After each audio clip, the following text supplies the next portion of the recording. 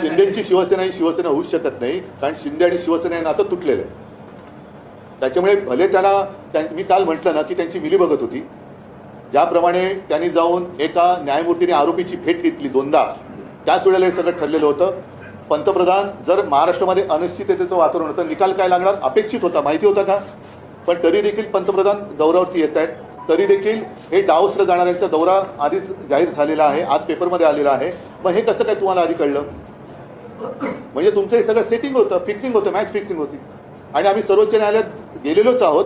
सर्वोच्च न्यायालयाने एक यांचा आदर करण्यासाठी म्हणून त्यांच्याकडे प्रकरण दिलं होतं. पण सर्वोच्च न्यायालयाने जी चौकट आखून दिली होती त्या चौकटीच्या बाहेर जाऊन कायद्याप्रमाणे निकाल न देता एक काहीतरी प्रोसिजर त्यांनी केली आणि कायद्याचा अन्वयार्थ किंवा अनर्थ लावून तो निकाल दिलेला आहे. हा निकाल काही सर्वोच्च नाही, हा निकाल सर्वोच्च न्यायालयात टिकणार नाही आणि जनतेच्या मनात तर हा अजिबात टिकणार नाही. जनता तो स्वीकारणार नाही.